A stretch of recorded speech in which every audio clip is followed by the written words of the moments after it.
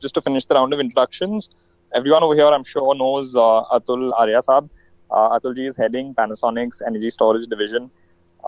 Everyone who has worked on batteries, everyone who's worked on storage would have for sure heard of Atulji. Panasonic is by far, I think, the leaders in just lithium-ion technologies. It's a Japanese company. They've got fantastic understanding of the fundamentals of energy storage. And we're really, really pleased that Atulji was able to take out the time and join us for the session. So once again, Atulji, thank you so much for your time. You're welcome. Thank you very much for having me here. I think as far as time is concerned, we have quite a bit of it now because of efficiencies of not traveling out. And I would suggest that don't call me Atul Arya G or something. Just call me Atul. I think that's enough. Sure, sir. I'll do that. Pardon me for putting the sir at the end of it. It's just, I think, 15 years of having worked in India. So we've got very accustomed to addressing anyone who is senior by sir. So it comes out kind of naturally. But I will try and call you Atul.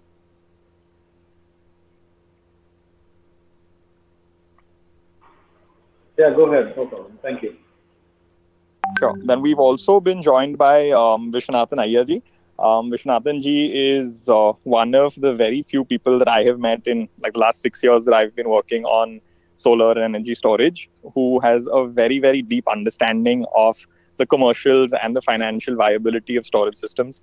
He has been with L&T, Mahindra, and with Shapoorji Pallonji as part of Sterling Wilson. He was heading the energy storage businesses globally for Sterling Wilson, and in 2018 was an S&P Global Platts Award winner as upcoming leaders in the field of solar or energy. And thank you so much, Viswanathan ji. He is now embarked upon an entrepreneurial journey where he started as now an advisory firm.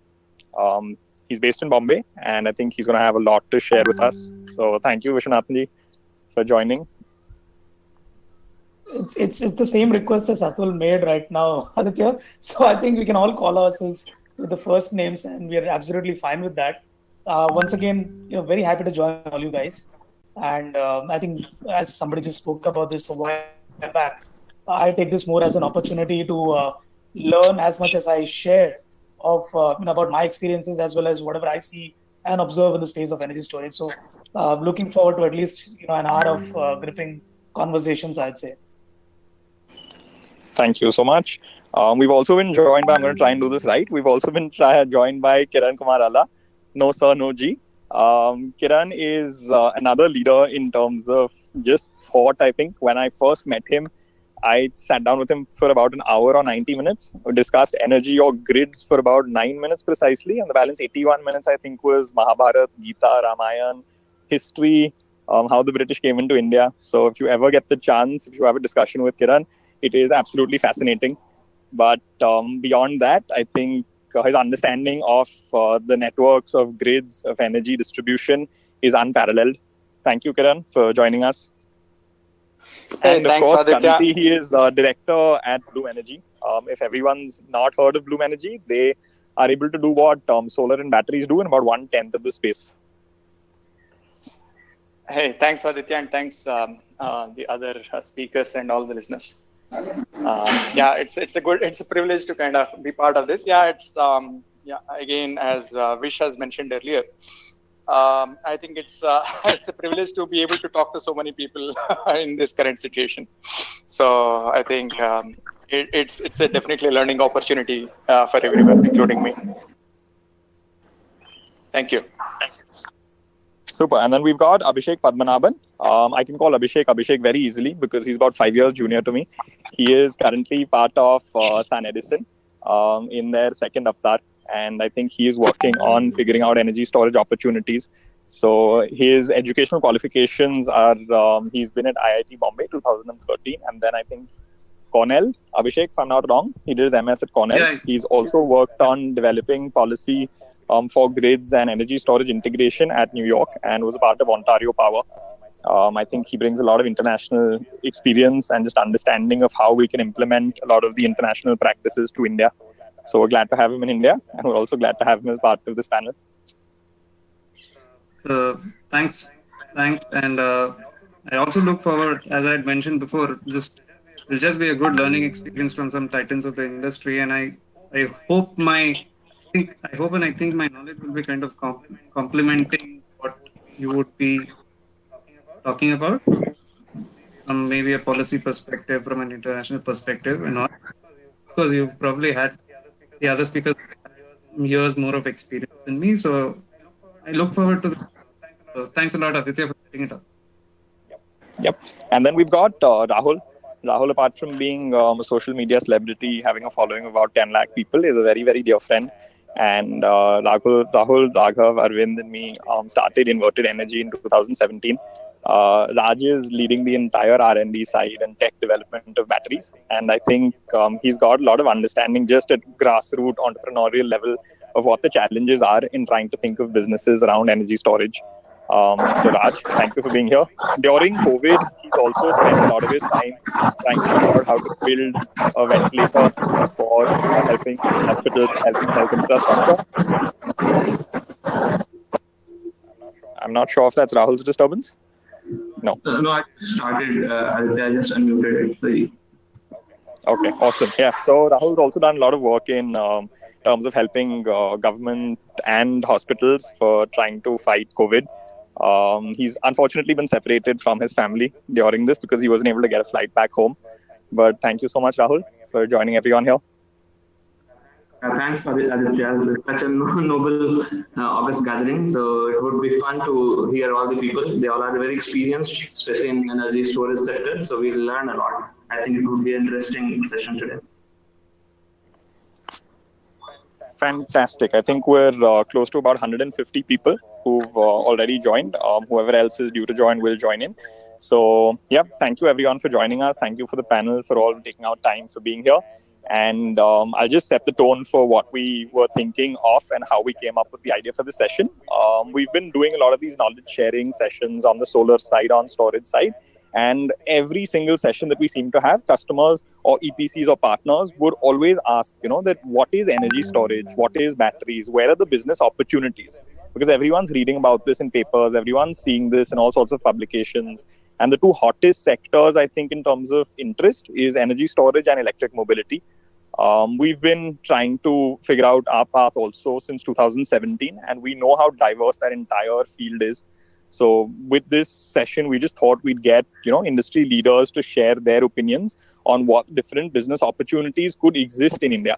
And I think the way that we figured we can find the opportunities is by trying to identify what the problems are in our existing power distribution networks and the existing setups that we have for energy. And then probably we'd come to where batteries stand as a viable medium to support grids or to build business models, and just figure out how energy storage could work. So to start off with the panel, do you think, so I'm just going to start off with just energy storage. There's a lot of interest in India, and this is both from the government side and from industry side. Where would you all feel that India stands in comparison with other countries in terms of technology, planning and implementation of energy storage solutions? I think if Atul ji could answer this, then we could just start off with that. Hey, hi. Thank you very much. I think it's a pleasure to be with all of you, and especially I think in these times, if we can really talk to each other and deliberate more, I think this is a great opportunity. So, what you just wanted to bring up on the table was where is the opportunity for energy storage? Is India prepared or has a better understanding versus other countries? Sorry. So, opportunities are plenty in this country. I'll just give you a very, very simple example. When Mr. Modi announced that there will be a Janta curfew and a lockdown, the first thing we saw was a rush to the grocery stores. And this is a global phenomenon, by the way.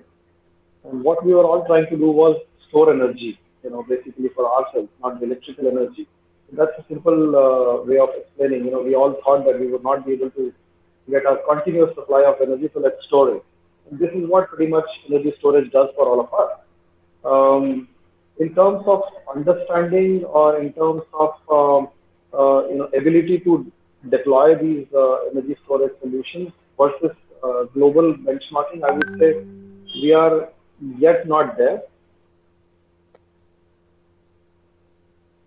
And we are not yet, able to fully appreciate as a government and as an industry per se the impact it can make. This There conference was will now also be recorded. so there was also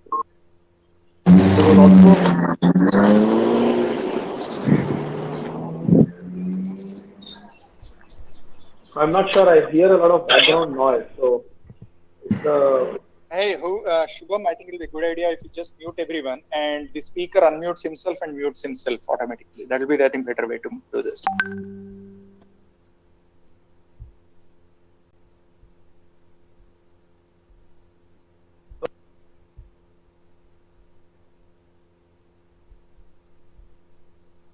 Yeah, Atulji, I think now you can come back. all right. Fantastic. So, so another opportunity just to appreciate the impact which energy storage could have made in this country was when, again, Prime Minister Modi, appealed to everyone to switch off and come out on the galleries and balconies and light diyas. That's the time when the whole country in the power system went into dizzy, saying that we must have planned, etc. And they actually had to do a lot of work with the power system. Had we had a reasonable amount of energy storage within the system, it would not have made the impact because eventually the load and the supply balance would have been there, and the question about frequency going way off would have been far more simple to answer. So I think the understanding within the country, especially the government implementation agencies, really at a very beginning level, I would say. Kiran has been part of BSCS, so some of the private discoms, yes, they do understand better. But most of the state discoms have a challenge with respect to A, understanding the usefulness or impact of this energy storage, and B, ability to, at the moment, implement this, even if they understand because of various reasons like cost and not able to plan in a systematic manner, and that's where the struggle is. As far as industry is concerned, I guess they are far ahead. Example, I'm sure everybody knows, but just for the sake of repetition, is that telecom industry, which has more than 500,000 telecom towers today, and had been using a lot of diesel generators to back them up because power supply has been always intermittent. A large number of them now uses lithium-ion batteries, which is essentially energy storage, helping them to not just be 24 by 7 up, at the same time reduce the cost on that, and obviously reduce the pollution. And as far as use of energy storage, which is the batteries in the electric mobility, I think there have been lots and lots of projections that if all the vehicles became electric or 50% of them became electric, what would be the impact? I think today is an example which is clearly visible to everyone. So what we are not doing today is not using our fossil fuel powered vehicles, our cars and buses and trucks and all those things are not flying really, And let's just pretend that we are not under lockdown and we are moving using electric vehicles, whether it is electric bus, scooters, etc. We know what is the impact of AQI already. We know everything now. There's a solid data, and there are satellite images which we all see on the television. So there is a solid data today which can clearly say that this is the impact if everything got converted from petrol, diesel to electric vehicles. So I think in terms of opportunity, there is a large opportunity, but in terms of doability and I guess intention, there is a big ask at this point of time. There's a big gap in between. Fantastic. Atul, I think, has outlined what I have also felt for a very long time, that the understanding around what storage requirements are from a grid perspective is not very clear. And I think, Kiran sir, since you've been on the grid side, could you just for everyone explain what exactly does frequency regulation mean, and why would batteries have been very effective during the power shutdown that we had, or power curtailment that was there, just in a simplified manner? And then, of course, add your thoughts on to what Atulji said, please. Yeah, sure. I mean, my perspective would be more from distribution network perspective, not the bigger grid. See, in grid, one of the things we need to understand is, see, electricity has been a monopolistic business, right? It's not just commercial monopoly, but also technically it has certain patterns because of which it is organized commercially. If you see all the research, all the efforts are typically on the supply side, not so much on the consumption side, right? When the customer, as a customer, I enjoy complete freedom to switch on any of my appliance at any given point of time without having to pay any specific price for it, right? So the customer side, it is completely open, right? But so therefore, all the efforts of grid management or managing the electricity network are on the supply side. Now, whatever happened on when Modi ji said switch off these lights, see, his objective was to bring everyone together, but I mean, all kinds of speculation came in, right? Someone said not just switch off your lights, but also switch off your appliances. Someone said don't do that. If you do that, it will create further problem and all that. So both have a individualistic logic and also a network logic, right? From an individual perspective, if the voltage goes up, if my appliances are on, they might go kaput. So I would like to switch them off. But from a network perspective, if people do this kind of thing, there is a cascading load drop, which will increase the problem significantly, right? So what is the unknown aspect in this whole problem is the human behavior, right? So the consumer or the /human behavior is something is not controlled, right? What we have essentially is data, historical data, and using historical data, we have been figuring out how to forecast the behavior and all that.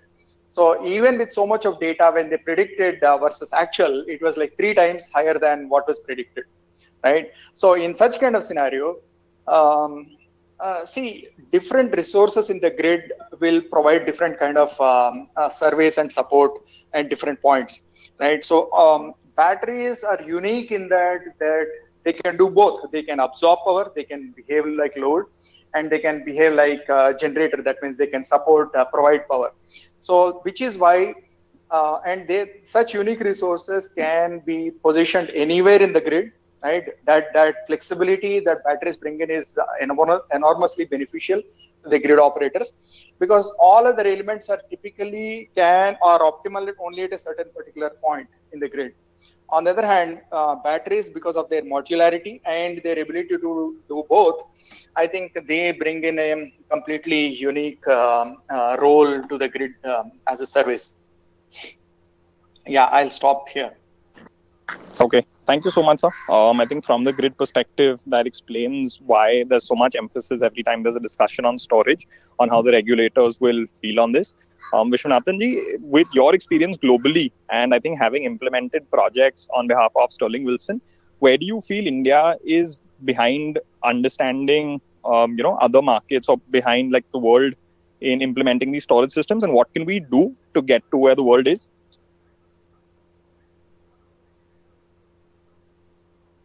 Yeah, so I think very interesting points made by both Atul and Kiran, prior to me, and especially as you concurred as well, I would also concur with what Atul mentioned, that there is a lack of global perspective from the government's side as far as implementing some of these regulatory reforms are concerned, which I think, honestly speaking, has been way too delayed. I mean, there are things that we expected about 2 years back, which is still under development. Honestly, I think some of the recent developments have been heartening in terms of the Electricity Act amendment and stuff like that, which is really going to be forming the base for some of these subsequent storage reforms. But I think the idea is that it can't be patchy. It has to be something which is more I would say Lego block like, and it's something done with a lot of rigor as well as a lot of passion. I think that's what we've seen, at least I've come across, when I had teams in the US, there were interesting projects that we looked at, especially from hybrid perspective in Australia, besides looking at large solar storage projects in the US, for example. there are very clearly defined regimens and programs under which the industry is allowed to create markets. So the idea is not that there is one large SECI that comes in and starts throwing in bids into the market, and either it does projects by itself, or probably a token sake lands up 2 or 3 projects in the laps of some of the IPPs. That's not the way. The way that some of the larger economies have approached this is that they've really formed sort of a market tool and given it into the hands of the industry in that particular zone or area, and thereafter the market takes over, right? So classic case in point, I think there are 2 or 3 examples that I would like to take again from the US. Quite frankly, because I think if you look at 2 regions that have been really far ahead in terms of development as far as understanding the whole value and the range and spectrum of storage services are concerned, is one is the US and the other one is UK in at least in my purview. And in US, clearly, if you look at some of the regions, for example, in California, you had the SGIP, which is the Solar Generation Incentive Program, where the more of the solar that you generate during the peak times, the more you get paid. That caused a boom in solar storage installations in that particular state. There is also a very recent development in the state of Massachusetts, where they've come up with something called as the Clean Peak Standard. Now, it's very simple. It's very much alike the RPO that you have in India. But what essentially happens in a Clean Peak Standard is that the utilities in Massachusetts actually have to meet a certain specific threshold of credits that they will earn from supplying clean energy during peak power times or during predetermined peak slots, power slots. So these are some, and this is as of March 2020. So we are expecting this particular law to be in full force, I think by June, which will then open up the industry locally in that particular state in the US. So I think these are the kind of tools that when even Atul made that statement, I think these are the kind of tools that the industry expects that the government makes and moves aside. Because at the end of the day, I think regulations, policy, and how businesses are governed is something that the purview is with the government at any given point of time. I don't think industry has any business doing that. But I think once that is done, once they step aside, then the true industrial power can actually take over and deliver what he rightly said, as far as the telecom industry growth in India was witnessed, especially in the area of diesel abatement. I think that's one clear area of application where storage in India at least has found its feet. I would say there are actions recently that are very, very encouraging. The first peak power tender that was released by SECI and already won by Greenco and Renew has been, I would say, a good step in the direction.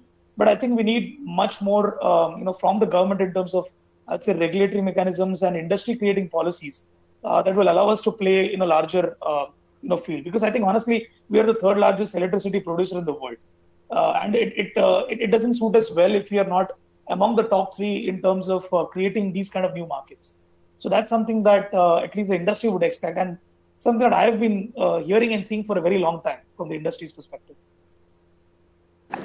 Yeah, so I think very true. We've been hearing a lot of buzz around energy storage tenders, and we'll get to exactly what the status of those tenders is and why they don't seem to go through.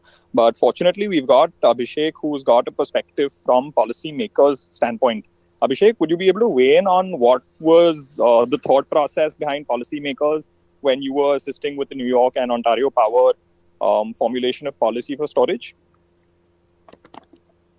So, yes, I'll be happy to chime in. So one of the big problems with storage is that with assigning a value to storage is that you can use your energy storage, your battery for so many functions. I think if you look at the total number of possibilities, there'll be around 17, 18 different functions and markets in which it can participate, which includes multiple ancillary services it can provide.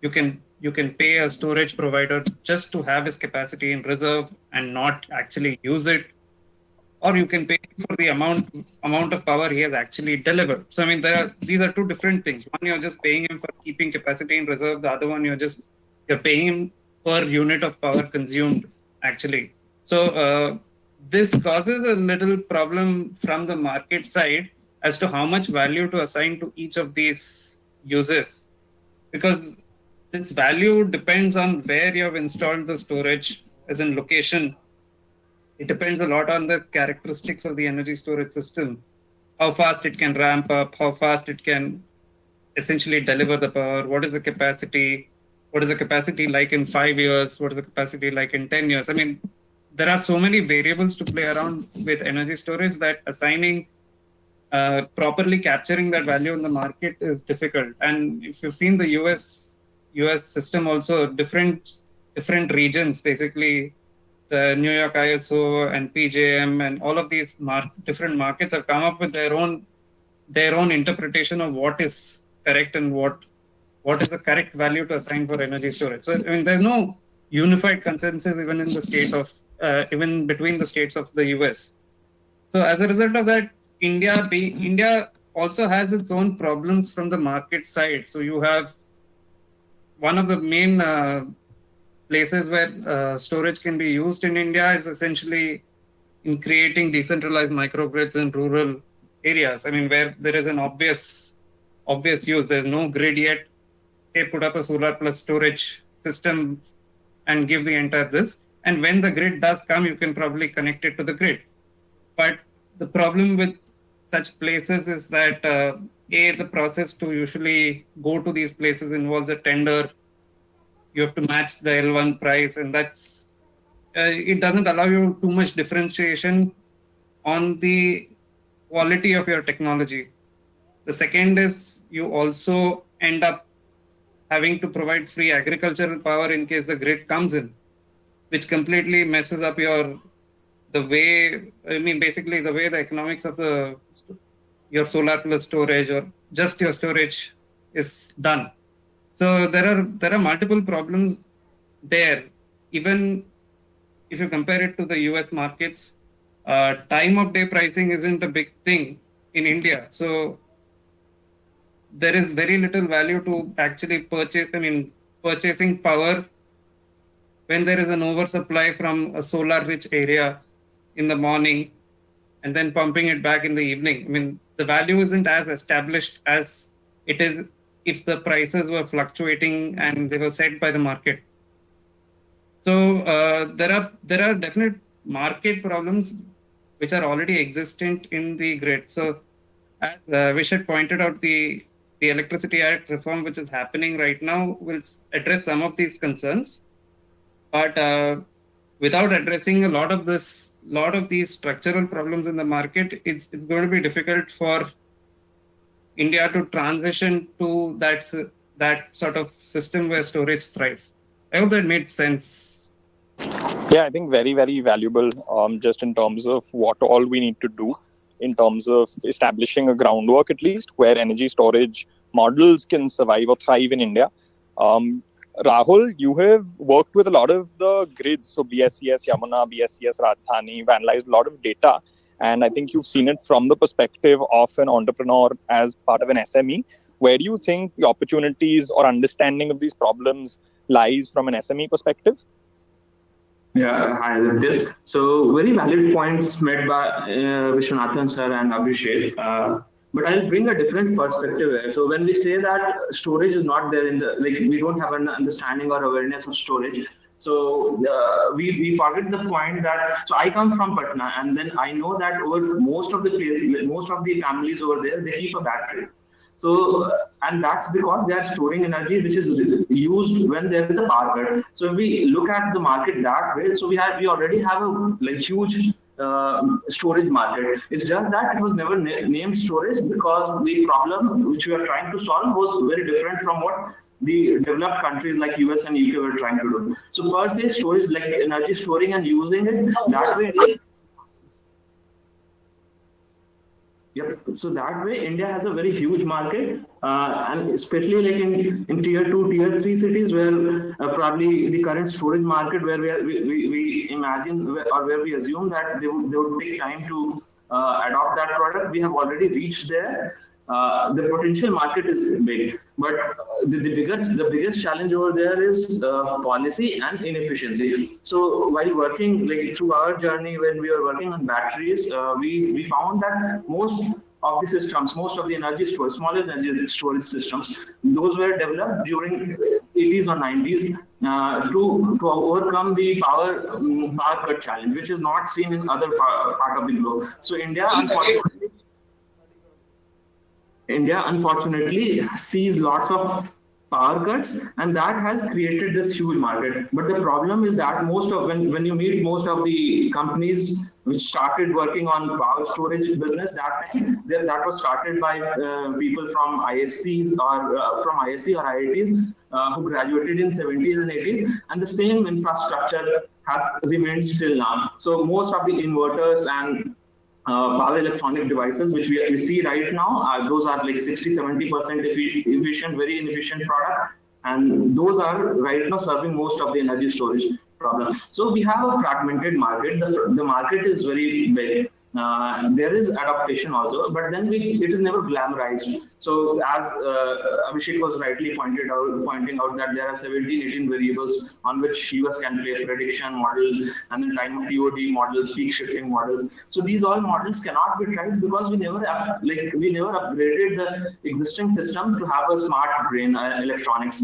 and then like other similar ancillaries. But good thing right now, which we have seen over the time, is that because there was adaptation of two-wheeler, three-wheeler market because their batteries started moving. So people in power electronic segment have also started joining together, and they are doing really good work. So that is one way to look at the problem, Aditya. Cool. Thank you so much, Rahul. I think you bring to the perspective that storage, while everyone is looking at larger tenders, 100 megawatt hour, 50 megawatt hour, there exists a nascent market in India where we've always had a battery inside households. And in the US and Europe, when you're creating a market for storage, it's literally creating a new market. But in India, you're just having to replace a product. So that's an interesting way that we can look at the problem. But I think I attended a seminar recently by MNRE where they had literally declared that the coming decade is going to be of hybrid projects, and wind plus solar or solar plus storage tenders, which would guarantee round-the-clock power, is going to become a norm. Just on the National Energy Storage Mission, if we can start with Atulji, how do you think the storage mission, is it going to be relevant? Are the targets realistic? Is the government thinking in the correct way? And will we get to the numbers that they're envisioning? Well, I might be branded cynical because of what I'm going to speak now, but my confidence level is quite low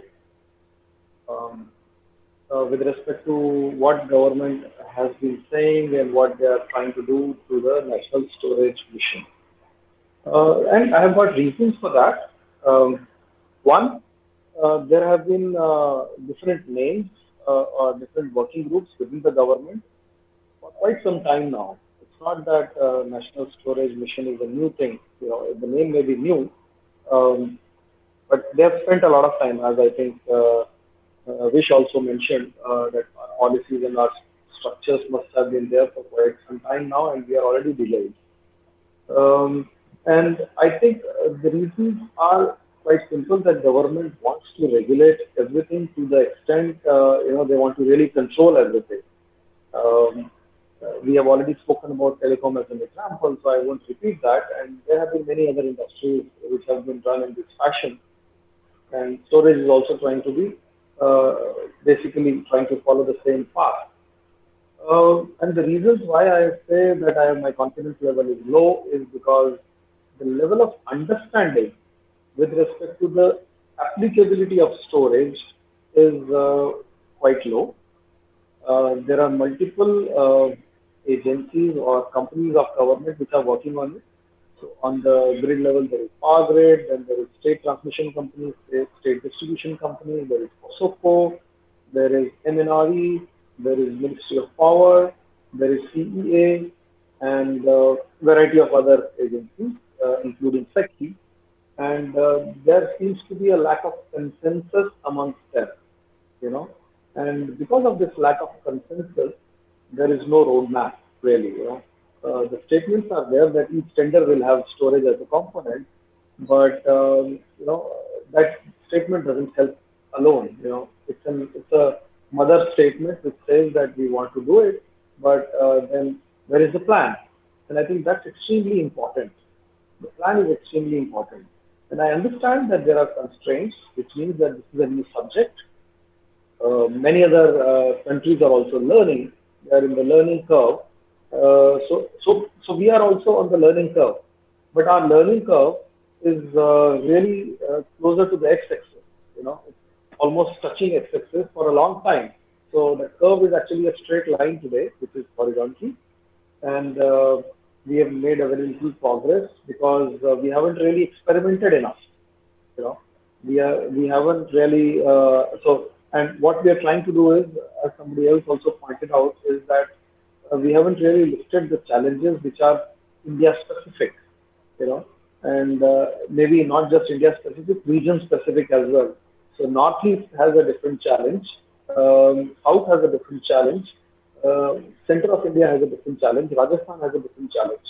So I think there's a lot of work which needs to be done. There is a huge amount of opportunity, as somebody also pointed out, that there is a microgrid opportunity, right? And that's a tremendous opportunity. C&I is a huge opportunity. So I'll just give you one example. People who are from Delhi and NCR on this call must have visited some of the industrial areas of Delhi NCR, whether it is Noida, Greater Noida, Ghaziabad, or Udyog Vihar in Gurgaon. Each of these buildings, whether it is industrial or IT offices, have huge size diesel generators sitting right in front of the building, inside the compounds of the building. Doing what? They are basically backup. Now, obviously, power quality or the power situation improving, with the current price, energy storage as lithium-ion battery-based storage maybe not immediately help. But this is being left only on the C&I or the building owner or the consumer.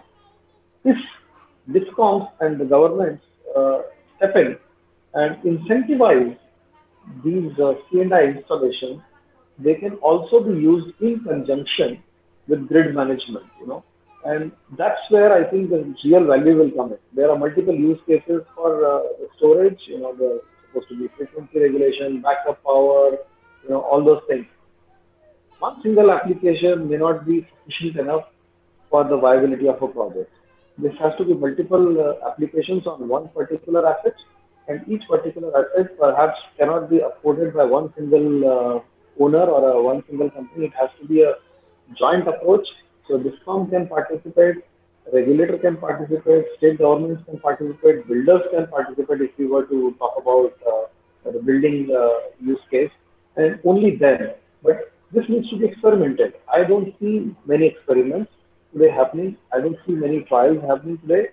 And if very few have happened, the results are not really very, very clearly laid out. And if that doesn't happen, then there wouldn't be any roadmap, and statements will remain statements, and we will be only talking. So I think fantastic perspective and something which I've never thought of, and we've been ideating on just models around CNI batteries replacing diesel gensets. But the idea put forward by Atulji, where you have shared ownership or shared contribution towards the battery because there are multiple stakeholders that benefit from it, is something which is unique. So if the cost burden is not shared only by the builder or it's not only on the grid provider, then I think there's possibility of viability. Kiranji, what do you think? Is it possible to create such sort of an infrastructure where not only the owner of that battery or the premises where the battery is installed is the contributor, but you have different contributors and then maybe the viability works out? Yeah, I totally echo what Atulji said. There is a need, like what Rahul has earlier stated, right? And there is a solution, right? And when there is no regulation, people figure out a solution on their own, right? But when there is a facilitation, right? Regulation should be facilitation and policy should be facilitation rather than becoming barriers. And as Vish has earlier mentioned, there are governments around the world have been trying to put certain money on the table and saying that, okay, this is the final objective we want to achieve. How do you guys, academia, industry, or innovators and consumers come together and then create solutions?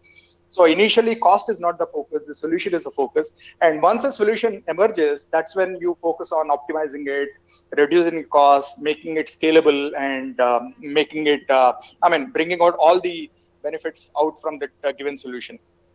So, see, we take pride in calling ourselves Jugaad, right? I personally have many questions generally about the Jugaad, because we compromise too much many times, and which leads to problems later on. But since we are on that innovation, let us stay on the innovation part. We as a nation innovate quite a bit because of the challenges we face. We have limited resources, and we have access to capital is a challenge. The cost of capital is high, right? When a end user takes a decision, right, his ability to solve is with the least cost of capital, right?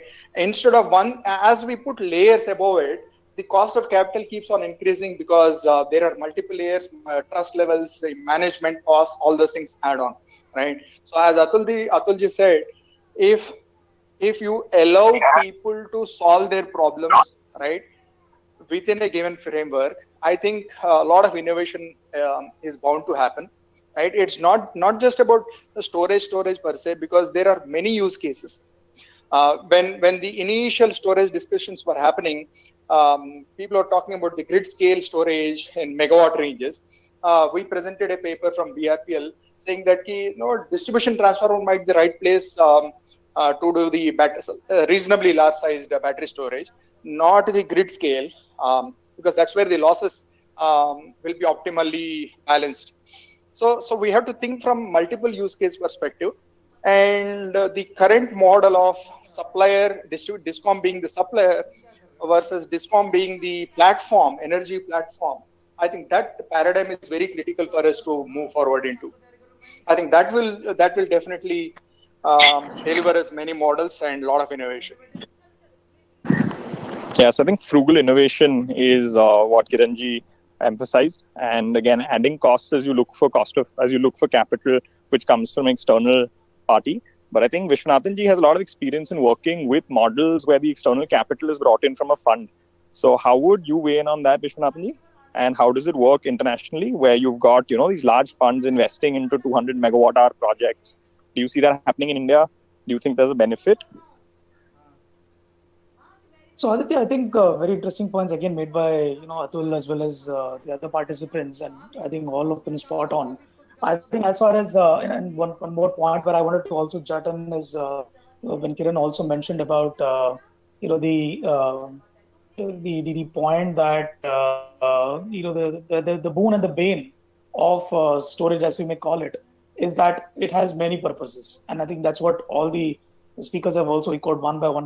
The idea is that the one clear reason why people are not able to get that learning curve up from the x-axis, as Atul puts it, is majorly because it's a Swiss Army knife, as everybody calls it in the colloquial presentation fashion for energy storage. But it's a Swiss Army knife where you typically buy a Swiss Army knife for maybe one-time use of the knife and probably regular use of the nail cutter. But and that's fine, because you might probably get it at a cheap bargain. But unfortunately, the battery at the prices at which it comes, especially the grid scale batteries, it's difficult for you to not deploy them and get as much utilization as possible. Because if you don't do that, then the point is that you can't make the cash flows out to even pay back the cost of the battery. So that's I think one of the main criteria that's governed financing for energy storage globally.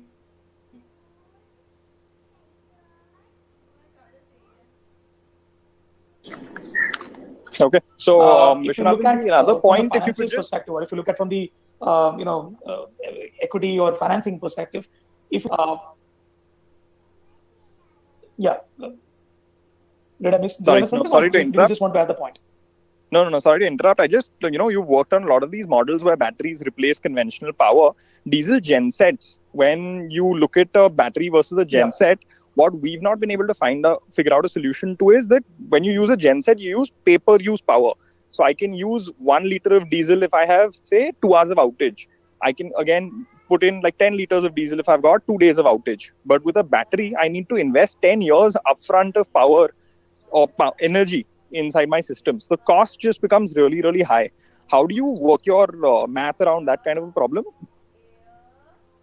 So this is exactly where some unique models have started to emerge. Not the diesel one, but I can tell you about an example of the recently concluded large tender that happened in Jordan.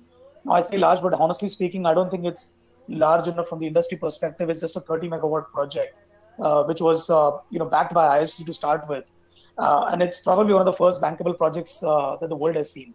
Now, what they do there, interestingly, is that they've asked for the IPPs to bid, which is basically the Ministry of Energy in Jordan. They've asked all the IPPs to bid for how they're going to service the requirement that the Energy Ministry has from the perspective of providing it a certain specific fixed capacity year-on-year basis. That whenever they want, they can actually call the battery on standby. So you basically have one part of the whole deal, which is on a fixed capacity price, which is usually per megawatt, per kilowatt, whatever you want to call it as. And then, all the bidders typically work a lot on figuring out how they bring the most competitive variable price. Now, the variable price is tricky because the variable price, let's say in that particular case, depends upon what is the battery being put to use for.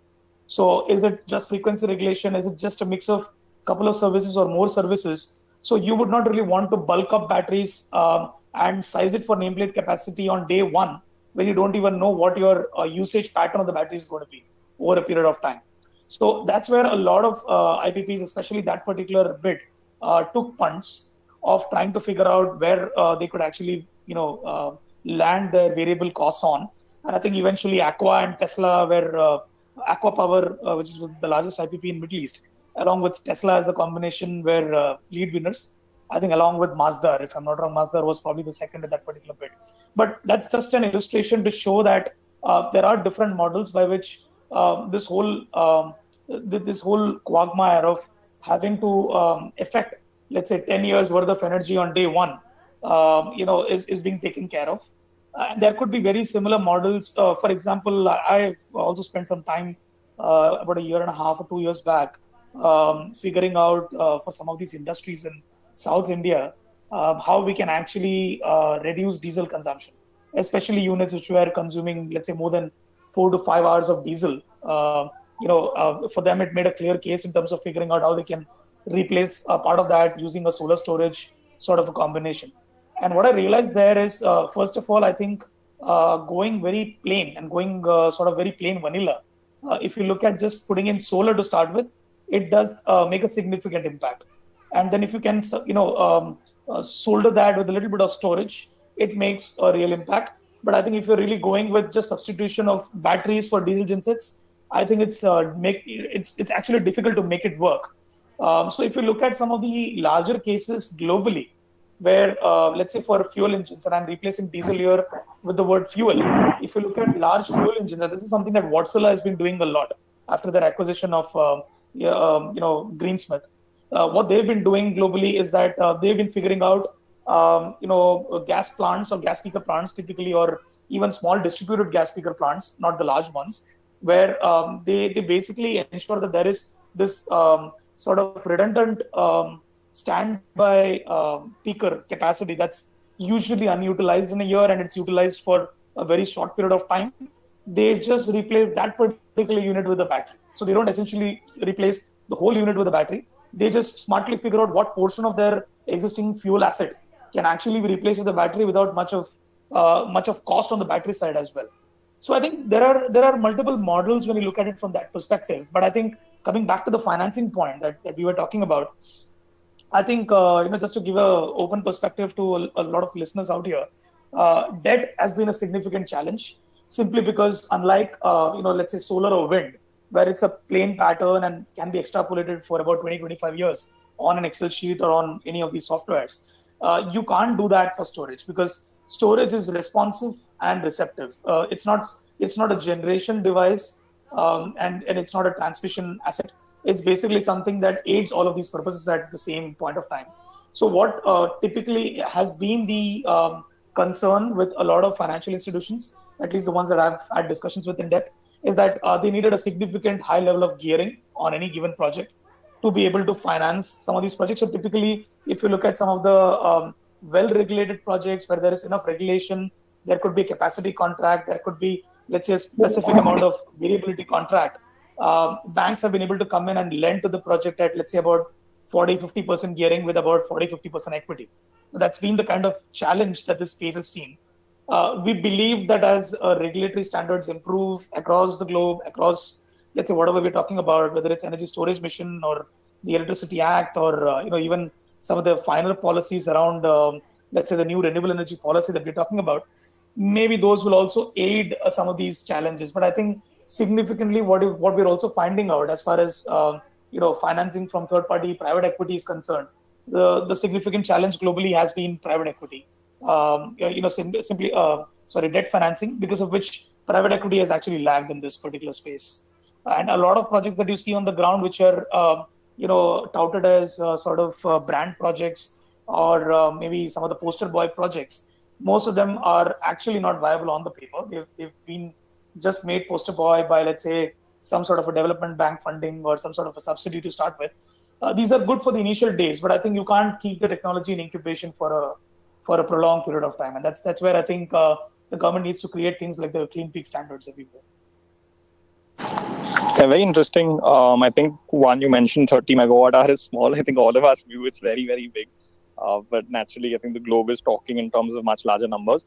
Another very interesting point that you mentioned was that unlike wind and solar, you cannot extrapolate battery business models on an Excel sheet or on any sort of software, which is where the challenge comes in.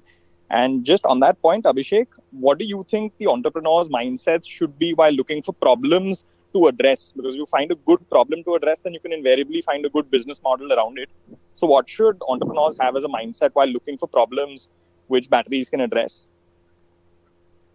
So I just want to start by addressing one of your previous statements. Essentially, the way diesel gensets have been replaced by batteries. So you have to go to an economy which is even more electricity starved and even more probably as jugadu as India's. And so you go to sub-Saharan Africa, then you can see these interesting models emerge around energy storage, around these small solar cum storage things which are set up right outside a shop, where you have pay-as-you-go models emerging. So, I mean, you basically, in the same way as you pay for whatever data you're consuming, in the same way you pay 10 rupees or something, I mean, not 10 rupees, but 10 shillings, and you get a small amount of electricity top up, which will allow you to charge your phone, which will allow you maybe access to a couple of lights for a few hours or something of that sort. So, yeah, you do have this pay-as-you-go model emerging, which kind of does the whole energy as a service activity without really realizing that they are doing energy as a service. And that is one of the ways entrepreneurs are going about it. So essentially, trying to identify where there is maximum value from these models is typically where, I mean, there is a direct link to, I mean, for example, if you charge your phone, there is a direct value boost you gain from charging your phone, which as you go about your day-to-day life. And that can be extrapolated back to kind of see how much I should charge for you, how much I should charge the money for you doing that activity of charging your phone. So I think that is one approach which entrepreneurs are taking, especially in these markets where there has been no electricity access before. And I think that is something people can look at increasingly. I agree with what the other speakers have said. Essentially, it's very difficult to place value on a large battery without any, especially in form of an Excel sheet, without having any market intelligence, because we have not had large projects for 10 years successfully with current day technology, with current day grid conditions. So it's going to be difficult for us to actually place a number on it without seeing it through the end of its life and then using that as feedback to improve our models. So, I mean, at this point, I can't give you a number. So the way I go about it is differently. So, I mean, you have to start drawing inspiration from other places. So, just to give you an example of another place where you're doing a lot of the initial investment and people pay as you go is the telecom industry itself, right? So, I mean, the infrastructure is all set up and people just pay for whatever usage they're doing. And ultimately, the way electricity storage has to kind of have that system level overview of how each piece fits into the puzzle. That system level overview is important. With people looking at individual projects without looking at the entire grid is how electricity storage projects in the past have failed. Where, to give you an example, in the US, the frequency regulation market crashed rapidly after there was an oversupply of frequency regulation products thanks to energy storage. So that took a very myopic view of having a battery used only as a frequency regulation resource. And suddenly they took a price point which would have not been sustainable once there were many more energy storage products available in the market. And so that long-term view is very important to kind of assess what value the energy storage will have through the end of its life. But I think entrepreneurs, personally, I think the most fascinating space is where you can actually add value to people, to human beings. And that would be looking at spaces where there is poor electricity quality, there is maybe no electricity, and that is where you can definitely add most value. That is where I would go as an entrepreneur. Fantastic. So, pay as you go is a model which is very successful in Africa. And, Abhishek, you just saying or just bringing that to light makes you think that why is pay as you go it's not as successful in India. Rahul, you've worked at the ground level as an entrepreneur trying to figure out potential business opportunities. One, why do you think pay as you go is not as prevalent in India? And two, what are your views on how entrepreneurs should look for problems and then build businesses around them with batteries at the center? Yes, I'll just come from the grid side, that we know that for grid, as like everyone has spoken, it's not easy unless there is a policy or government interference. We won't be able to do justice to storage. People won't invest in it. So when you go to commercial or residential stages, where probably if you can draw parallels with India and Australia, you know that the problem with India is that we are very cost sensitive. And we all know that even for smaller projects. So I'll first address the second question where you asked that how should an entrepreneur go ahead with it, and then probably come back to the first question.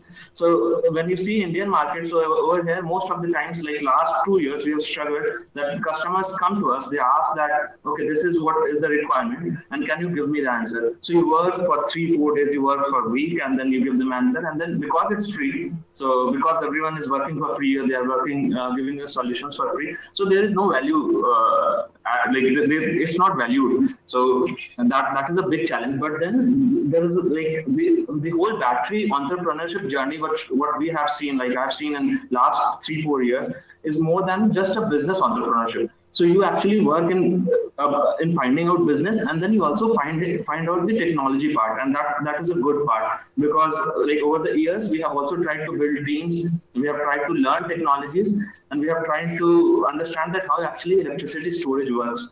So unlike your solar business, unlike the solar business, it's a very linear function. Like if you say that 1 megawatt will give this much of units, 2 megawatt will give twice of that. But batteries have multiple dimensions. So you can actually, a set of battery of a certain size can be manipulated to give different results at different variables. That makes it interesting. On entrepreneurship journey, you should first we have learned that it's for example, key to lots of projects. So many times when we go to EPCs or other businesses, they might not be ready to buy the product daily, but they try to understand that what are the probable or possible collaborations or possible areas where potential areas where it can work. And there you start exploring different aspects. So for example, in some of the projects where it was a simple load shedding product or power cut product, we started working on harmonics or power factors. We started seeing that how it can be synced with gensets. So it's a good probably tool to even if they are not buying, it's a good tool to get into businesses. Try to see that how exactly businesses can evolve, how exactly you can play a role. So that is from the entrepreneurship journey side. As you asked that why the pay per model works in Africa, but it is not working in India. Again, I think that's more of the social aspect where probably we are not stricter in terms of we are not disciplined and we are not stricter in terms of norms. And also the prices are so low. For example, Delhi, I think if you are delivering electricity at a very low price at 4 or 5 rupees per unit, anyone like said that can you pay X amount, like double amount for battery storage would not be agreeing on that. It will be seen as a taboo actually. So probably that may take some time, and when the prices will go down, pay per model may become successful, or probably and it may start with clusters where small colonies or apartments they start working on this part, and then it can be adopted to a larger regions. So that's my view. Okay. So Atulji, just sorry.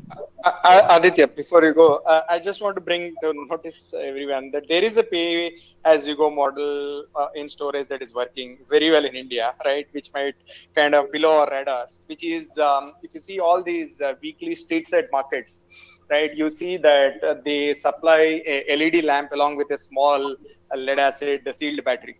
Right, and they charge quite a bit for that, around $30 or something, and I'm sure it might be less than 1 unit of electricity, right? So for pay as you go to work, the margins have to be high, and the pain point that we are solving should be very strong, right? I think that's a key requirement for pay as you go at this given point. And as Rahul rightly said, the grid prices are one of the key factors. So taking from that, Kiranji, do you think would we be seeing lithium-ion batteries, assuming that lithium-ion is the next form of chemistry which will overtake lead acid? Do you see them being retailed the way that lead acid batteries are retailed? And if you do it, what time frame do you think that could happen? Like, is it a year away? Is it 10 years away? Is it 5 years away? I mean, say time frame. I don't think I have a fix, or anyone can have a fix on that. And it's a function of the price, right? Because the capex has to be amortized with either time or the number of units stored and discharged. So that is a key point. That is one aspect of it. Second, so the value of the capex of the battery, the grid unit prices, and also see, lithium-ion has certain specific value proposition compared to lead acid, right? Those things will have to play that part. Either the reliability part, the ability to charge and discharge in a controlled manner, the space, and even the reliability of the battery itself. So these are the things that play. In certain cases, we said it can be implemented right yesterday and not even today, right? In certain cases, lithium-ion makes so much sense. We are paying for it, and not just in mobile phones, but many areas lithium-ion makes sense today, like yesterday. But there are many areas where lithium-ion will have to go down in terms of the cost, and also the way it works, the form factor, and the product itself. So it can't be a crude product. Right now, lithium-ion is a very crude product. Someone will have to kind of productize it. So the product dimension will come in before we see retail happening like lead acid. So Atulji, just same question. Do you see lithium-ion batteries becoming commoditized? And what is lacking in terms of bringing a form factor to it and bringing it to retail? So a person from a household can go to a shop and ask for this battery, or at least be pitched it by a retailer. Well, I think, yes, this is going to be the only way perhaps to sort of, increase the market size. And while I answer that, I think I heard very interesting points on pay as you go, and, I think this is very interesting, what Kiran said. And this is not the only example. There are plenty of examples. In fact, India is in some sense, I would say we are the father of this concept of pay as you go. On the lighter side, I think we are the only country in the world, perhaps, or maybe a few more countries in the Indian subcontinent, where you can buy a single stick of cigarettes from a panwala. And no other country, especially the developed world, doesn't allow you to buy a single stick. They ask you to buy a full pack. You are not authorized to, or it's against the law to retail a single stick. And so what happens here is that a panwala stocks it for you and you go and pay. And same is the case when somebody buys 1 unit of electricity with an LED lamp for 30 rupees. So, and that's where I wanted to sort of highlight. Many people think that India, when we say India is a cost conscious, we think we are always looking for cheapest. We are not, and that's where we sometimes get lost by directly converting the lithium ion price today and then say that, this is not sellable because we are just trying to sell a single cell or a single battery. That's not what we are going to do. We have to make it a useful solution. And the moment you make a useful solution, you are unable to figure out, and the consumer really takes his attention away from the cost angle and he sees only from the value proposition angle. So we are a value conscious nation as a country and as a set of people. And I think we are a very intelligent set of people. The moment we see there is a problem which is being solved, we are absolutely ready to pay. In the rural sector, there is a whole set of equipment, right from the tractor to harvesting machines and combines and whatnot, which is all pay as you go. Nobody owns them pretty much. And these are the people who understand the business. They just don't want to invest. And why we probably also, especially in the energy storage systems, the smaller size especially, we may not have large companies funding this kind of a requirement, the way it happens for the rural equipment or the way it happens for these are local entrepreneurs of specific region who understand the geography, who understand the mentality of the people. They can put a solution around it and build a financial model, and then it becomes affordable. As far as retail is concerned, I think once we start to see some people using this pay-as-you-go model, there would be certain people. So there are people who hail a taxi, but there are people who like to own their cars. So, but we need to first see a useful solution out of it. The moment we build a useful solution out of it, I'm sure many of us will walk into a shop and ask for a lithium-ion battery-based inverter. For example, in tier 2 cities or even in tier 1 cities where the power reliability may not be so nice. And so could be many other solutions in the space of electric mobility, for example. If electric scooters or electric bikes become a norm, then many of us are likely to go for a battery leasing or a battery swapping or a ownership of battery. But it has to be a useful and something which fits my needs, and then my eyes will be away from the price level. Yeah, I think you put it wonderfully, sir, that we're a value-conscious nation and we're all very intelligent. So as soon as we're able to attribute value to any additional cost, Indians don't shy away from buying it. And I think the second part where you addressed mobility, I think we see that mobility has already shifted from lead acid to lithium ion because they can see a set of parameters where the deliverables are better than lead acid. So I think that shift is already happening in mobility. Question is, how do we bring it about in storage?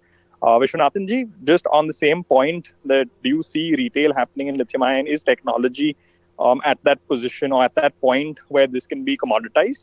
And also, where do you see prices for batteries going in the next couple of years? Is that an impact of the COVID which is going to drive prices down or up in the short term?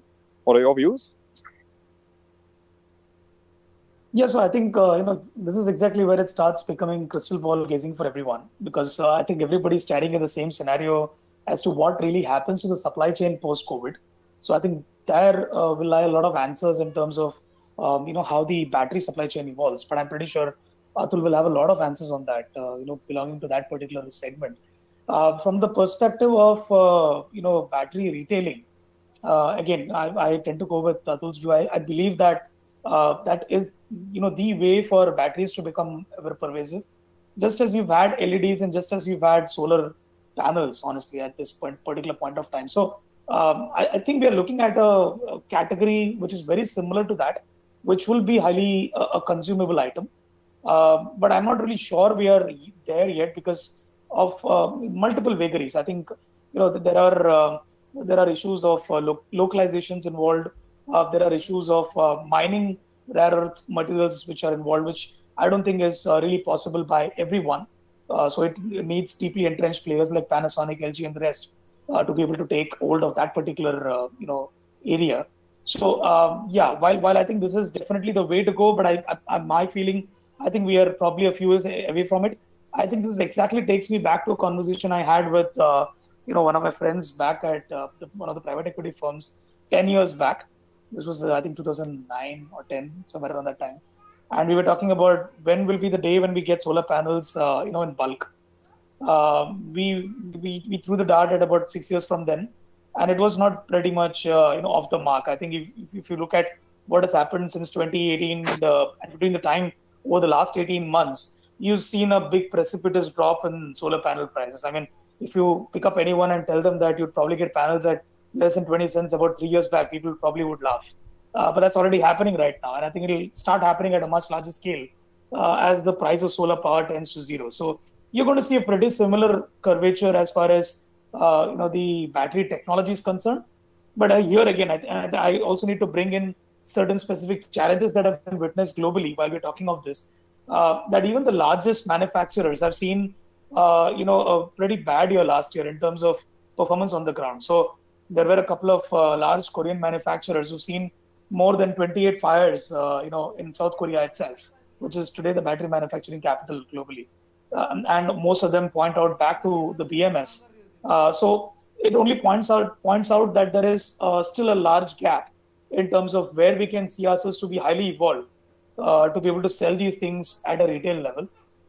So I think that's probably the time difference that we probably want to watch out for. So I think maybe about 3 to 5 years from now, definitely a case. Okay, and Abhishek, just again on the retail side, have you seen any of this happening in international markets? Thanks to the point on pay as you go, I think everyone picked up on that. So, any other thoughts you have on business opportunities or ideas that people could think of? I think the place to look at is things like innovative business models which are happening in e-mobility for inspiration. So essentially, let's take a swapping station, right? So you have these large battery banks. You go there, he'll take your used battery, he'll replace it with a recharged battery, and you go off in a minute. And from an Indian context, it makes a lot of sense. I mean, there are a lot of tech problems with this thing and other problems with it, but from an Indian context, it makes a lot of sense. Lower the cost of ownership of a vehicle because you're no longer owning the battery, you're just leasing it and basically paying for the time you use it. You use a battery, you take a new battery. Now, you also allow this battery to be utilized. So, I mean, it's constantly charging and discharging and charging and discharging instead of staying idle in somebody's house for 8 hours at night or on the weekends, it just doesn't get used. So you're effectively utilizing your battery better. And the third thing is that because this is currently displacing a traditional power player like your petrol pumps and all, they are the ones who are sitting and investing heavily in battery swapping stations so that people have a reason to come to their petrol pumps and actually buy those batteries and lease the batteries, and then ultimately it gives them an additional value, right? The petrol pump, because now they cater to both petrol and diesel vehicles as well as electric vehicles. So I think looking at the Indian context, you have to understand one thing: what works in the US, your Tesla Powerwall, will not necessarily work in the same form here. Per capita income in India is around 40 to 50 times lesser than the US. And temperature conditions here are very different. A lithium battery, which works well from around 25 degrees Celsius, may not work well at 50 degrees Celsius in the high heat. There are problems with fires, as Vish has mentioned, with the Korean battery manufacturers, which means that there will be problems with safety also associated with lithium batteries, and with the laxer safety regulations which are usually present in our houses and offices, that may be even more dangerous to us. So the more safety features you install, the higher the cost goes. And even with all of this, the cost of the battery will only be around the battery pack itself, not talking about the rest of the overlying hardware and software, will be around $100 per kilowatt hour, if I'm not mistaken, at the end of 2023 or 24. So it's still quite expensive unless there is extremely high utilization. So unless we come up with something transformative from the policy side to actually utilize these batteries to the fullest extent, or you have business models coming in where somebody sits in as a middleman and utilizes these batteries more, I don't see them becoming a retail product anytime soon. Maybe not for the next 4 or 5 years. And those who are comparing it, so I think Kiran had mentioned that there is a unorganized lead acid battery market which already exists. I mean, small players. Even I have one in my house where I think I live in Mumbai, so I live in the outskirts of Mumbai, so it's probably used only around 5-6 hours in a month at this point. Whereas it used to be far more utilized in the past, with about 3 hours of power cuts every day. At this point, it's just there for the security, but I don't pay too much for it. I mean, there the capex becomes important because I'm not paying too much for it. It's 5,000 rupees of a one-time investment. It just lies in the background. Once in a while, if the power goes off, it's there for a backup. When I'm paying 10x that amount, I want more value out of it. Until somebody can conclusively prove how to get more value out of the battery, I don't see that happening. I don't see the retail process happening anytime soon with lithium-ion batteries, very specifically. Yeah, I think exactly what Atulji said, that value conscious wise, when you're paying 10x for a lithium ion battery, it kind of hurts your pocket. Whereas with the lead acid lying at your house for 5,000, 6,000 rupees, no one's thinking of it. So Kiran sir, do you think that there is a way where the distribution companies can get involved over here and incentivize a user to install a lithium ion battery at their households, and in effect try and create the kind of network that Sonnen was doing in Germany, where they said that, we will provide a lot of these regulatory just benefits that you can get by using batteries and create that distributed architecture. Is that possible in India? Yeah, I think it's absolutely possible, and I definitely see possibilities there. It's a question of which discoms we're talking about, and what stage of maturity they are in. See, in India, we are facing extremely basic problems, like even simple grid connectivity and simple basic level of reliability and basic level of power quality on one side, and on the other side we are talking about smart grid, smart meters, storage, distributed generation and all that. So we have a spectrum of things to handle. So different distribution companies are in different stages. Obviously, the urban distribution companies are in a better place to do something like this. But the key word here is the trust level between the regulator and the distribution company, and the distribution company and the customer. Okay, so where the trust levels are high, it's easy to implement this kind of intervention to prove the business case, and then see how it can be scaled. So it needs a little bit of technology and certain stakeholders coming together. It can be easily implemented in campuses to begin with, but I definitely see it possible. But again, the question is, very few discoms are in a position to do it right now. And since my past experience with BRPL, BYPL, and Tata, so all three discoms are in a decent place to do something like this. Okay, this is Atul here. I just wanted to supplement what Kiran said and your question. This is already being done, of course, not at a commercial level. So with BSES Yamuna and us, we have already implemented this kind of a solution at 3 different buildings which are owned by BSES Yamuna. So these are the locations which have a set of solar panels on the rooftop and the energy storage system, and with the complete inverter system, which is all connected to the grid. So, and the usage of power in terms of priority uh, can be changed by way of remote monitoring system itself. So, at any point of time, depending on the grid situation, you could really implement this. So, as far as technical demonstration of this has been done, and it has been going on for more than a year now already in Delhi. And the only impediment to really go forward is that how regulator is going to incentivize. So if this was to go to a household or to an office or to a university, then the point which Kiran was saying, that how the regulator is going to take it, because if the regulator gives a little more leeway for the people to really find a business model, this is doable immediately. So I think you just pulled out the question from my mind, Atul sir. But does the Indian Electricity Act and the amendments that people are talking about, do they address any of these potential business opportunities?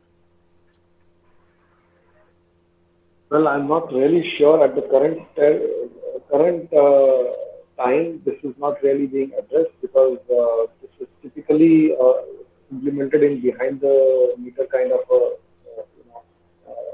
scenario.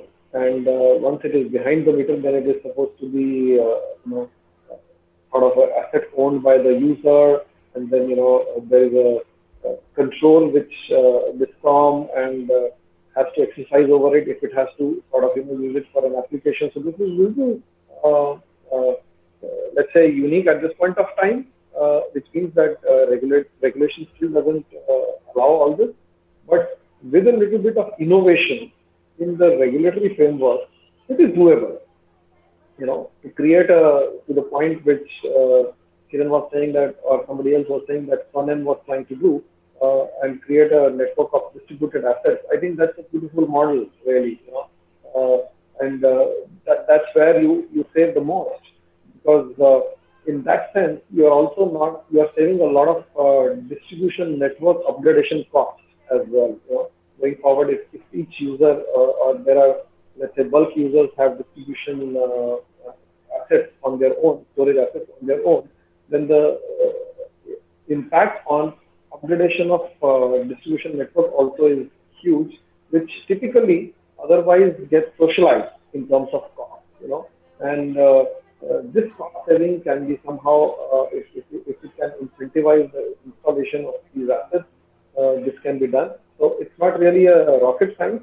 It's just that a little bit of more innovative approach is required. Yes, I think you touched on a topic which just opens up this Pandora of questions then, that, how do you look at investment deferral benefit to a Discom? But just coming back to the point you were making, sir, there's a question where someone has asked, what is the value proposition that BSES was trying to evaluate when you all installed the 3 batteries? Okay. So I think the value, what we were all together trying to do was to really see that and collect some data points to see that, is it really viable as a technical solution within our environment? So what we try to see here, and I can share some of the data, I may not remember the exact numbers, but over a period of time, depending on the seasonality, which means that the ability for solar panels to generate some power, depending on, cloudy and non-cloudy season. But on an average, during the time when solar was being able to, summertime and clear sky time, one of the buildings was able to sustain on its own around 93% of energy from solar and batteries, right? So, and then about 7% on a gross level being taken from the grid. So, this is where I think some of the answers can come in, that if many of these buildings, I'm not saying an industrial building would have the same proportion because the rooftops are limited, so the proportion may not be 93%, but it would be still some percent. So if the building can take care of its own usage in some proportion, and another thing which we also tried to demonstrate was that can we dispatch this power which is stored in the batteries at a time when it is required to the grid. So this also was being attempted and also tested successfully. So the whole idea is that as we go forward, we buy more and more renewable because renewable installations are increasing and everybody is likely to live up to the RPOs. So it's a mix of solar and wind and everything. And in those times when you get power which is equivalent to a wind, let's say in the late in the evening, and if you could really store it, then this would be one of the use cases. But can DISCOMs build their own assets of large storage? May not be possible all the time. So what would be the best choice? The best choice would be to have a possibility of owning partial owning by way of distributed assets, perhaps behind the meter, and then in that sense this will have a dual use as a backup to the owner or the user, and as a sort of a sink for the power whenever source or sink for the power whenever DISCOM wants to use it. So, and as we all know, batteries are the most nimble and most agile as far as in terms of response, and having a distributed network will also tend to solve a lot of local problems. So, and eventually help you give the benefit of DISCOM infrastructure deferral as well. So I think this is what we were trying to do, and in some way we have demonstrated that and collected data. And I think at any point of time, if somebody is more keen, they can approach me or BSC's Emuna team, and I'm sure people will be happy to share that data as well. Wow, so I think that is amazing. Just going to the questions, Vishwanathan ji, there is a question from Sujoy where he's asked that for stationary storage, how do you see the scope for non-lithium solutions like vanadium flow, ion redox, or molten metal batteries?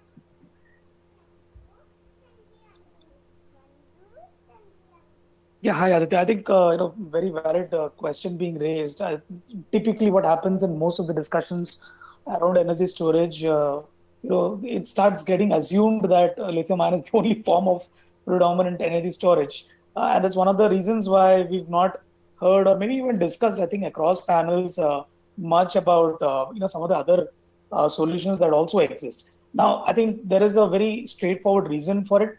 One is that the glamorization, as someone spoke about earlier, has happened for lithium a lot in the last 5 to 10 years. Second, I think beyond glamorization, I think lithium has also taken the world by surprise in terms of the price declines that people have seen in the last 8 years. Specifically, I would say in the last 6 years, if not the last 2 years. So I think that there are more than enough reasons for people to actually think of lithium, but that doesn't, as to Sujoy's point, that doesn't really take away anything from some of the other solutions that are also being experimented.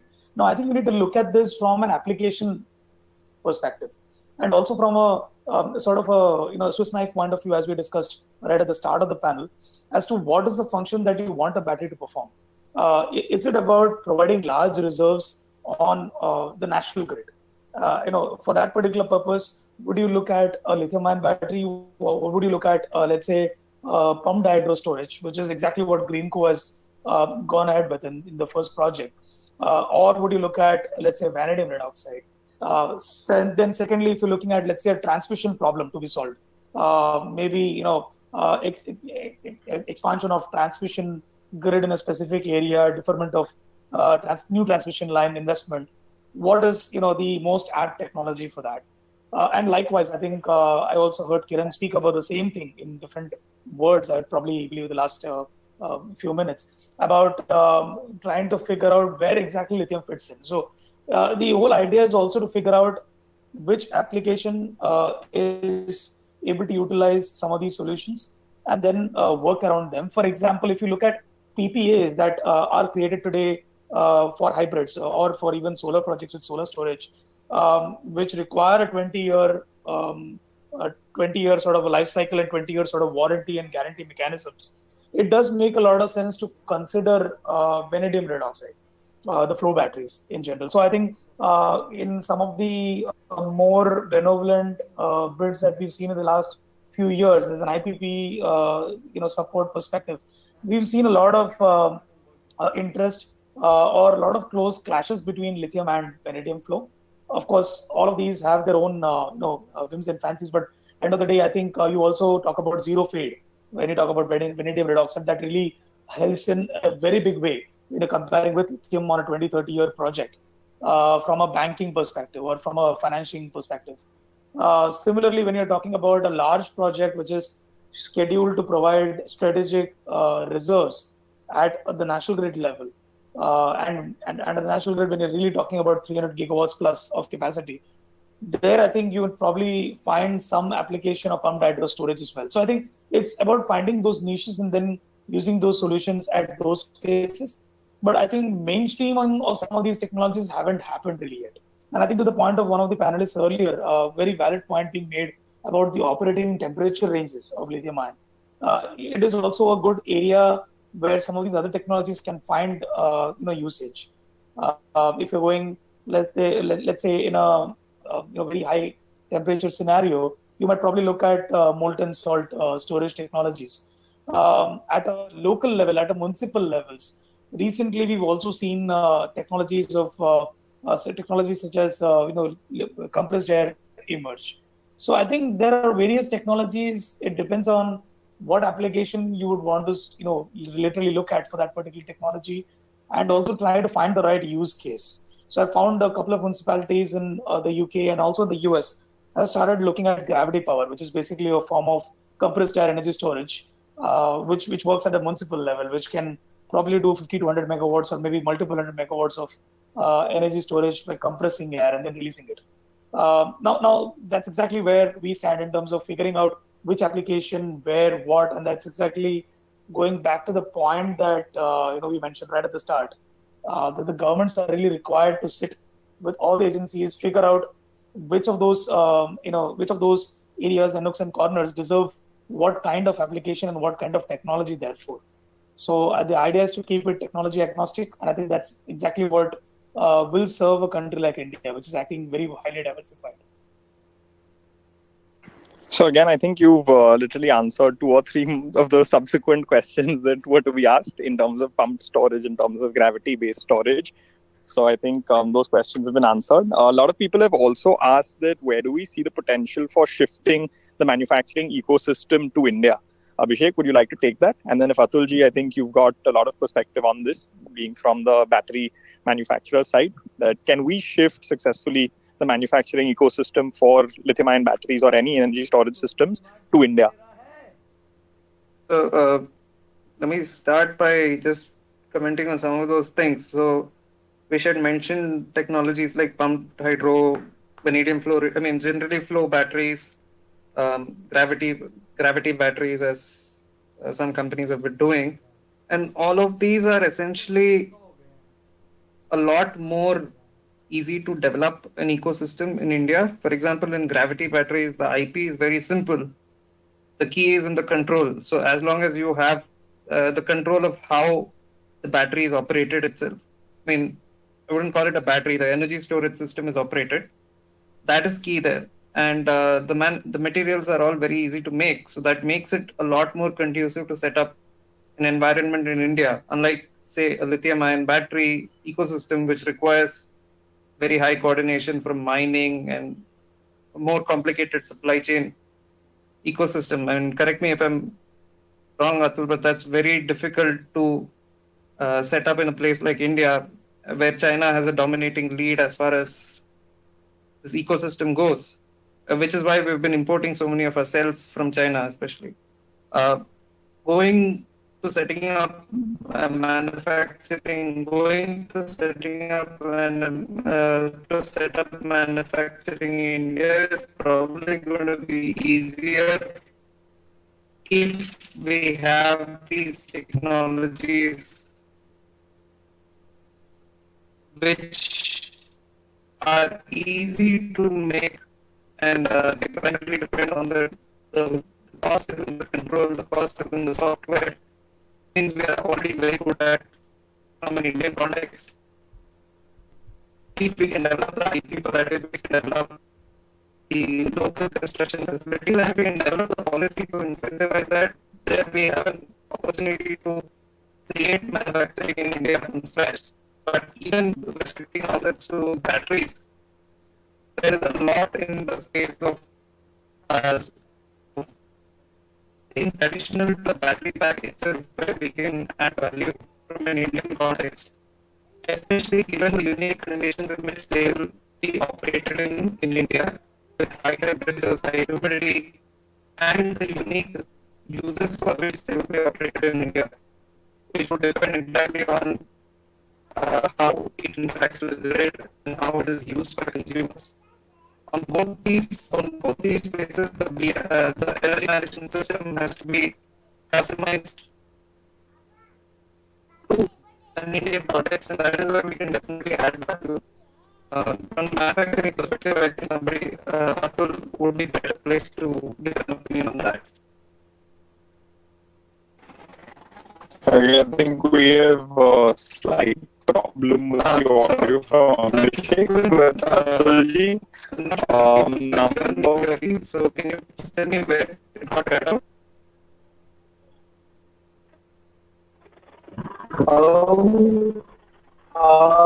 I actually cannot hear you guys very clearly. I think if I am audible, just tell me. I'm sure.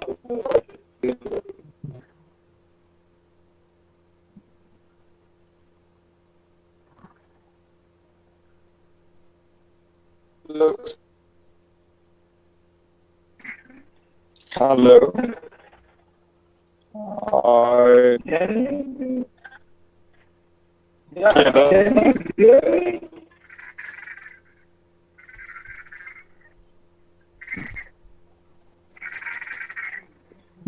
Yeah, I think there's a Hello. problem.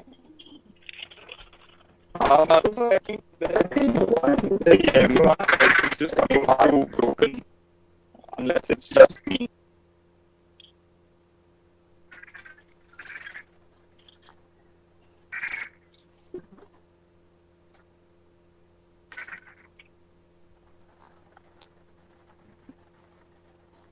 Yeah, I think we just started to get this problem with the GoToMeeting server, so that's why everyone's voice seems to be acting. Again, I'm not sure if I'm audible, but to everyone who's joined us, to all the panelists, I think we can take this discussion forward and for our discussion easily, because everyone is just hooked, everyone is intrigued. But the fact that we've been bring everyone together, have this discussion, and once again, and I think all the questions that we got answered, we're going to start an email and probably shoot these questions across on email, and then see if we can get answers to it. And who knows, if the lockdown makes sense, maybe we can do a follow up of this. But once again, thank you so much for everyone who's taken the time to join us, panelists especially. They've taken our time from their used to be here. Thank you, Apurva. Thank you, Vishwanathan. Thank you, Abhishek. Thank you, Rahul.